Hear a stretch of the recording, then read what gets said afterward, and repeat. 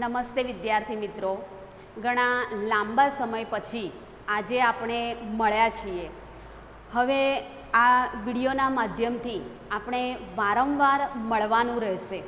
હવે આપણે મૂળ વાત ઉપર આવીએ કે આજે હું ધોરણ 9 વિષય સામાજિક વિજ્ઞાન વિશે હું તમને ભણાવું છું. હવે તમે ધોરણ 6થી અત્યાર સુધી સામાજિક વિજ્ઞાન વિષય ભણતા આવ્યા છો, પરંતુ ઘણા બધા વિદ્યાર્થીઓ એવા છે કે જેમને આ વિષયમાં રુચિ નથી હોતી.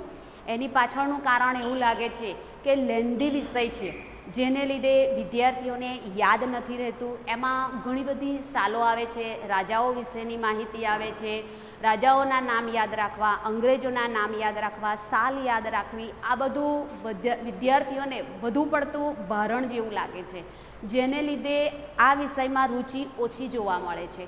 પરંતુ આ વિષયમાં તમે જેટલું વિશેષ મહત્ત્વ આપશો એટલું તમારા માટે ખૂબ જ અગત્યનું છે. કારણ કે અત્યારે કોઈપણ જગ્યાએ આપણે આગળ વધવાનું હોય છે કે પ્રવેશ મેળવવાનો હોય છે ત્યારે સ્પર્ધાત્મક પરીક્ષાઓ આપવી પડતી હોય છે, અને આ સ્પર્ધાત્મક પરીક્ષાઓમાં આ સામાજિક વિજ્ઞાન વિષય એ એક જનરલ નોલેજ તરીકે આપણા માટે ખૂબ જ મહત્ત્વનો સાબિત થાય છે. અને એટલું પણ અઘરું નથી. જો તમે શરૂઆતથી જ જે વાંચન કે લેખન કરો છો એ વખતે આ વિષયમાં મુદ્દા પાડીને વાંચવું કે મુદ્દા પાડીને લખવું, એવું તમે જો શરૂઆતથી કરશો તો આ વિષય ખરેખર ખૂબ જ મહત્ત્વનો, આપણા માટે ઉપયોગી અને સરળ પણ છે. હવે ચાલો તો હું તમને આપણી મૂળ વાત ઉપર લઈ જાઉં કે ધોરણ 9 પ્રકરણ 1 ભારતમાં બ્રિટિશ સત્તાનો ઉદય. હવે આ બ્રિટિશરો એટલે અંગ્રેજો. અંગ્રેજો એ ભારતમાં ક્યારે આવ્યા, શા માટે આવ્યા, એ આપણે એક ભારતીય હોવાને નાતે આપણા માટે જાણવું એ ખૂબ જ જરૂરી છે. તો હવે આપણે પાઠની શરૂઆત કરીએ કે પ્રાચીન સમયથી ભારત આર્થિક, સાંસ્કૃતિક અને આધ્યાત્મિક વારસો ધરાવતો દેશ છે. કે પ્રાચીન સમયથી આર્થિક એટલે કે સુખી સંપન્ન દેશ છે, પૈસે ટકે સુખી સંપન્ન દેશ છે. એની સાથે સાથે ભારતનો સાંસ્કૃતિક વારસો એ તો વૈવિધ્યપૂર્ણ વારસો છે. વિશ્વના બીજા દેશોએ આપણા વારસા પાસેથી પ્રેરણા લીધેલી છે. એટલે ભારતના સાંસ્કૃતિક વારસાની તો વિશ્વના બીજા કોઈ દેશો સાથે સરખામણી થઈ શકે તેમ નથી. અને એના પછી આધ્યાત્મિકતાની વાત કરીએ તો ધર્મ પરંપરામાં માનનારો દેશ. ઘણી વખત તો વિશ્વના અમુક દેશોએ આપણા ભારત દેશની ટીકા પણ કરી છે કે કોઈ આગળ વધવાની વાત છોડી અને માત્ર ને માત્ર ધર્મ પરંપરામાં, આધ્યાત્મિકતામાં પરોવાઈ રહેલારો આ દેશ છે, એવી પણ ટીકા કરવામાં આવી છે. પરંતુ ખરેખર આપણા માટે એક ખૂબ જ મહત્ત્વની વાત એ છે કે આપણે એક ધાર્મિકતામાં પણ ખૂબ જ આગળ પડતું સ્થાન ધરાવીએ છીએ. તો ભારત એ આર્થિક, સાંસ્કૃતિક અને આધ્યાત્મિક વારસો ધરાવતો દેશ છે. ભારત એ વ્યાપારિક ક્ષેત્રે પણ પ્રાચીન સમયથી ઘણું વિશેષ મહત્ત્વ ધરાવે છે કે વ્યાપાર ક્ષેત્રે ભારત ખૂબ જ સમૃદ્ધ હતું, અને જેથી જ ભારતના આ વિવિધ વારસા અને વ્યાપારથી આકર્ષાય અને ઘણી વિદેશી પ્રજા ભારતમાં વેપાર કરવા માટે આવી. એ સમયે ભારતનો વેપાર એ જળ માર્ગે અને જમીન માર્ગે ચાલતો હતો. આ જળ માર્ગે અને જમીન માર્ગે ભારતનો વેપાર એ પશ્ચિમના દેશો સાથે ચાલતો હતો, અને એમાં પણ મુખ્ય યુરોપના દેશો સાથેનો વ્યાપાર ભારતનો ખૂબ જ સમૃદ્ધ હતો. યુરોપના દેશો સાથેનો ભારતનો વેપાર એ તુર્કસ્તાનમાં આવેલા કોન્સ્ટેન્ટિનોપલ મારફતે ચાલતો હતો. પરંતુ આ યુરોપના દેશોમાં ભારતના વિવિધ પ્રકારની ચીજવસ્તુઓ જેવી કે મરી મસાલા, તેજાના એટલે કે ગરમ મસાલા, ગળી, રેશમી કાપડ, મલમલ વગેરેની ખૂબ જ મોટા પાયે નિકાસ કરવામાં આવતી હતી. અને ઈસવીસન 1453માં તુર્કસ્તાનમાં આવેલું આ કોન્સ્ટેન્ટિનોપલ કે જે ઇસ્તંબુલના નામે ઓળખાતું હતું, આ કોન્સ્ટેન્ટિનોપલ એ તુર્ક મુસ્લિમોએ જીતી લીધું હતું, જે પહેલાં ખ્રિસ્તીઓના તાબા હેઠળનું હતું. હવે આ કોન્સ્ટેન્ટિનોપલ થઈ અને યુરોપ જવાનો વેપારનો જે જળ માર્ગ કે જમીન માર્ગ હતો તે બંધ થઈ ગયો, અને યુરોપિયન પ્રજાને ભારતના મરી મસાલા વગર ચાલે તેમ ન હતું. તેથી યુરોપિયન પ્રજાને ભારત આવવાનો નવો જળમાર્ગ શોધવાની જરૂર પડી. હવે આપણે આગળના મુદ્દા તરફ જઈશું કે ભારત આવવાના જળમાર્ગની શોધ. એમાં સૌ પ્રથમ પોર્ટુગલના રાજા પ્રિન્સ હેનરીની પ્રેરણાથી ઘણા સાહસિક નાવિકોએ ભારત આવવાનો જળમાર્ગ શોધવાના પ્રયત્નો શરૂ કર્યા, પરંતુ એમને નિષ્ફળતા મળી. ઘણા લાંબા સમય બાદ એક સાહસિક નાવિક બાર્થોલોમ્યુ ડાયજે જે પ્રયત્નો કર્યા, જેમાં તે કેપ ઓફ ગુડ હોપ બુસીર સુધી આવીને અટકી ગયો. એના પછી કે સ્પેનના રાજાની પ્રેરણા, પ્રોત્સાહન અને આર્થિક સહાયથી ક્રિસ્ટોફર કોલંબસે પણ ભારત આવવાના જળમાર્ગની સાહસ યાત્રાનો પ્રારંભ કર્યો.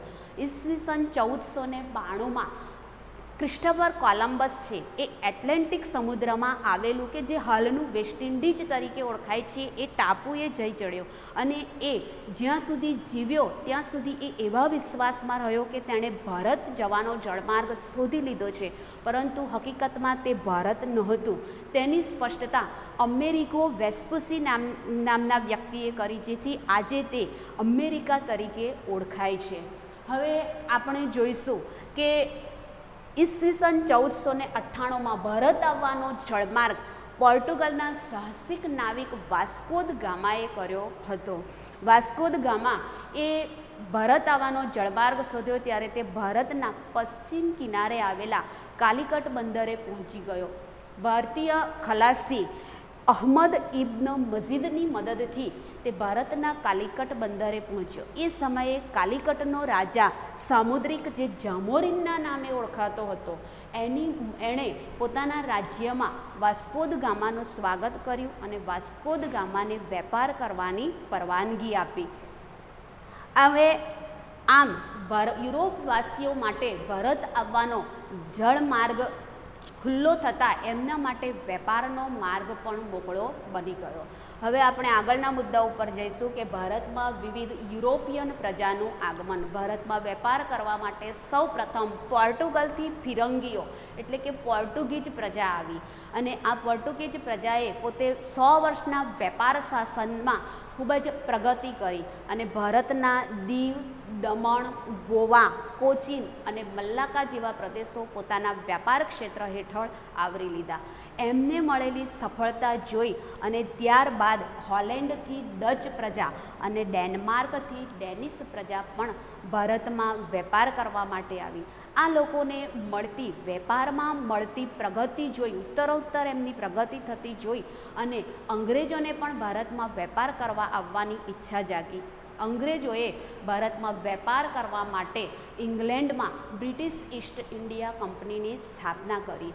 ઈસવીસન 1600માં ઇંગ્લેન્ડમાં બ્રિટિશ ઈસ્ટ ઇન્ડિયા કંપનીની સ્થાપના કરવામાં આવી. ત્યારબાદ ઈસવીસન 1608માં ઈસવીસન 1600માં ઇંગ્લેન્ડની મહારાણી એલિઝાબેથની પરવાનગી લઈ અને પૂર્વના દેશો સાથે વેપાર કરવા માટે બ્રિટિશ ઈસ્ટ ઇન્ડિયા કંપની એ ભારતમાં આવી. એલિઝાબેથની પરવાનગી મળતા ઈસવીસન 1608માં કંપનીનું પ્રથમ વહાણ એ સુરત બંદરે આવી પહોંચ્યું, પરંતુ અહીંયા આ સમયે ફિરંગીઓનું વર્ચસ્વ હતું અને ફિરંગીઓના વર્ચસ્વને લીધે એમને અહીંયા વેપાર કરવાની પરવાનગી મળી નહીં. પરંતુ તે સમયે મુગલ બાદશાહ જહાંગીરનું શાસન હતું. અંગ્રેજોએ મુગલ બાદશાહ જહાંગીર પાસેથી પરવાનગી મેળવી અને ઈસવીસન 1613માં સૌ પ્રથમ સુરત બંદરે પોતાનું વેપારી મથક સ્થાપ્યું. ત્યારબાદ સુરત પછી ભરૂચ અને અમદાવાદ જેવા શહેરોમાં પણ તેમણે પોતાના વેપારી મથકો સ્થાપ્યા, પરંતુ આ વિસ્તારમાં એ સમયે મરાઠાઓનું પ્રભુત્વ વિશેષ હતું.